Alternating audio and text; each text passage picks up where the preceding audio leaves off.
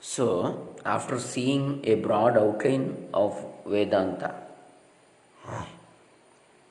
second book in this series, English series of Adhyaatma PrakAsha KAryAlaya, is Adhyatma Yoga.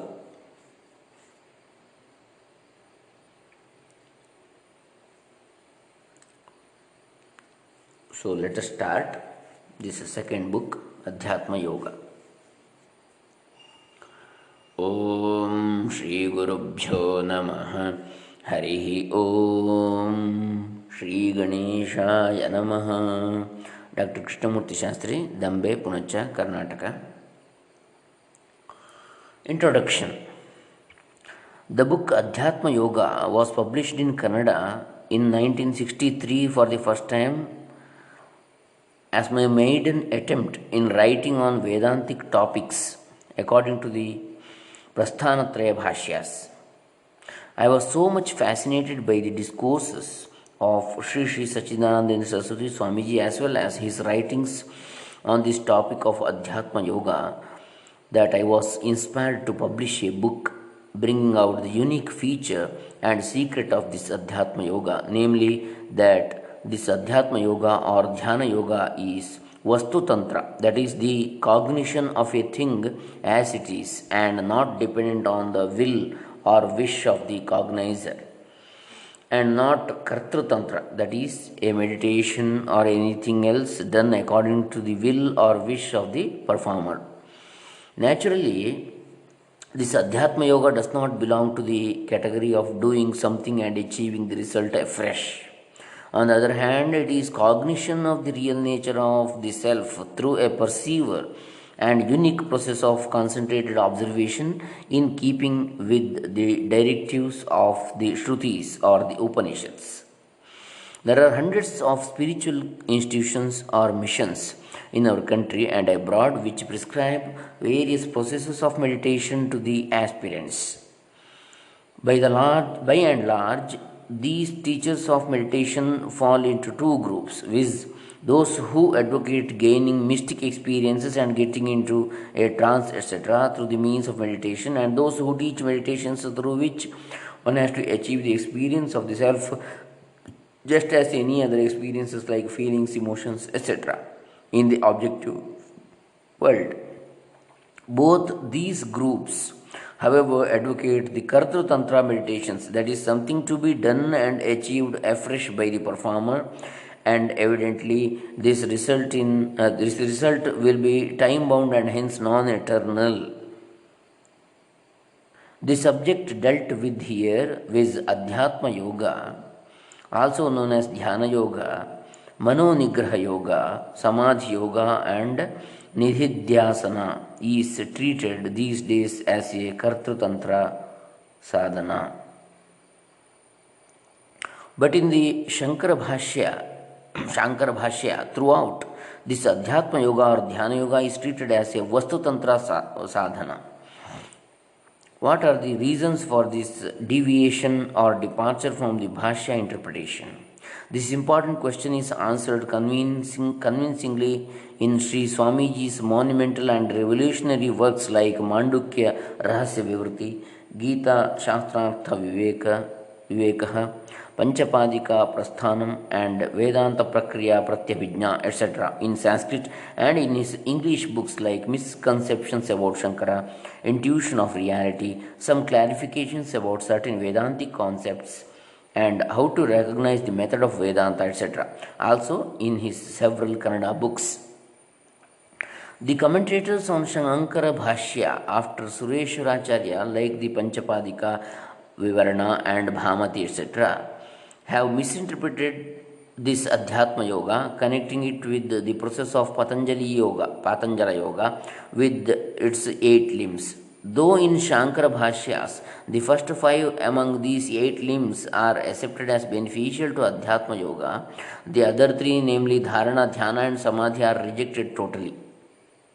I have clearly elucidated the exact meaning and import of the words Dharana, Dhyana, and Samadhi, which are used in Bhashyas in various contexts. Shankara has emphatically declared that Patanjala school is one teaching distinctly dualistic doctrines. He says in his Sutra Bhashya 213, but the followers of Sankhya and Yoga are dualists and they do not perceive the unity of the self. Whereas Bhamati says Shravana, listening, and Manana, reflecting, are to be treated as dharana, meaning one should fix his mind on the self. The word nididhyasana is equal to dhyana of Patanjali Yoga, Patanjala Yoga. Shravana Manana as dharana and nididhyasana as dhyana, in which one should keep the flow of his mind continuously on the self without any interruptions.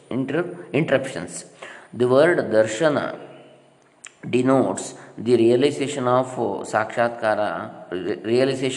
sakshatkara, meaning the sadhaka enters into samadhi or trance through a one pointed thought flow in which ultimately the mind itself ceases to exist. These types of interpretations are taken as authoritative for centuries now, and all are confused in determining the true nature of Adhyatma Yoga, and the basic or central truth of the nature of the self was totally lost to the world.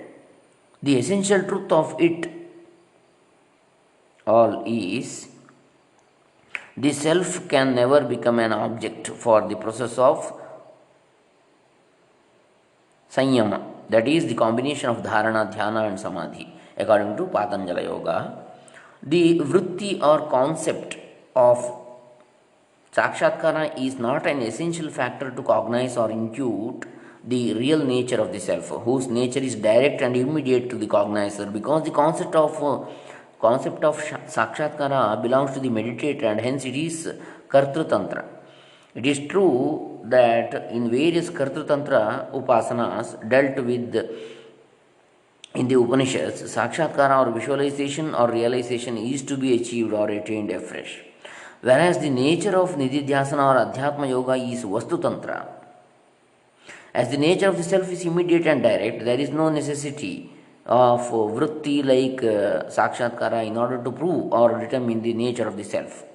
These three main reasons are adduced or adduced by our Swamiji in his books for this misinterpretation. A foreign disciple wanted to know the exact meanings of the words Adhyatma and Adhyatma Yoga, and this treatise about both the words was prepared for his sake. Previously, in the books in Kannada and Telugu, only the Adhyatma Yoga was dealt with, but here, along with Adhyatma Yoga, the chapter on Adhyatma is included, besides an appendix in which the relevant topics of Shravana and Manana are treated in detail, is added at the end for the benefit of the aspirants. I am happy that this edition is published by the Bangalore branch of the Adhyaatma PrakAsha KAryAlaya and is being distributed free to the public on the unique auspicious occasion of the birth centenary celebrations of my Guru Sri Sachchidanandendra Saraswatee Swamiji. The copyrights of this edition as well as the Kannada edition of the Adhyatma Yoga belong to Sri Shatananda Vinayak Swami Devalaya and Sri Dattaguru Shankara Vedanta Nilaya Trust of Yelahanka. I am glad that the trust authorities have agreed to dedicate this English edition to the memory of our revered Swamiji. I have to offer my thanks to the donors who wish to remain anonymous of this English edition for their kind help in its publication and free distribution to the public on this occasion. I am also thankful to my friend and ardent disciple of my Guru, Sri D.B. Ganguly, who helped me in preparing the manuscript of this edition. I pray to the Almighty and our revered Guruji to bless everyone who has helped in the publication of this edition. Devrao Kulkarni, 1022, Anugraha, 8th Cross, Manashankari, First Stage, Bangalore, 560050, 12th January 1980.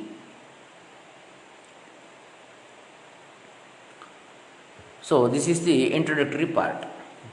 Next, we will just move on to the subject proper, Adhyatma Yoga. Adhyatma. First, We should know the meaning of the word Adhyatma. Atma, Adhyatma.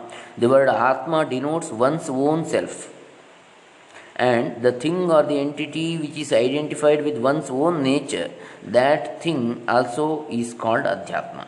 For example, the body, the vital force, the organs of action, that is Karmendriyas, the sense organs, Jnanendriyas, the mind, the intellect or Buddhi, and the ego Aham, including perceptions, feelings, all these are together called as the corporeal plane.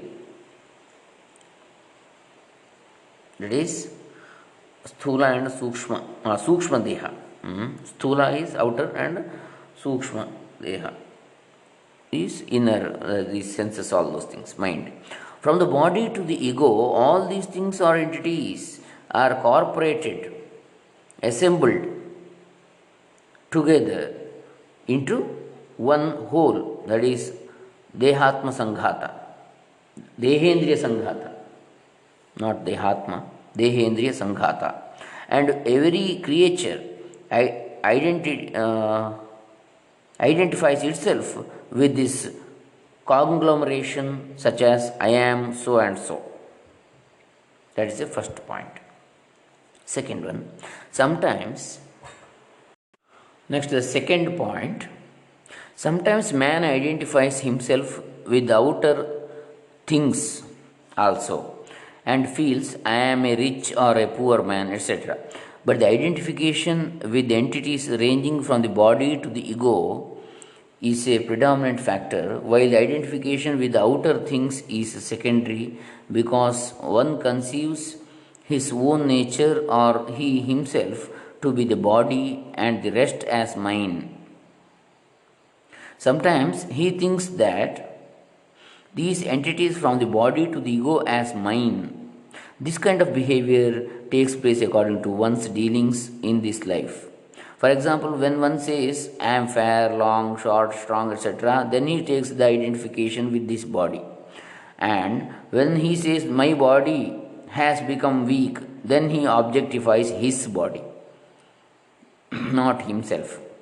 And unknowingly, he takes a stand in his true nature, which is different and apart from his body. The outer objects deserve to be addressed or felt as this is mine, but it is impossible for one to take identification with outer things and conceive as I, that is, as his own self. However, the entities from the body to the ego deserve to be taken identification with by anyone as I am. So, this corporeal plane, that is from the body to the ego, is called as Adhyatmika Prapancha. So, this is the Adhyatmic world. This is the second point. So, from third point onwards, we will see in the next session. Thank you. Hare Rama. Shri Sachchidananda Arpitamastu. Om Tat Sat.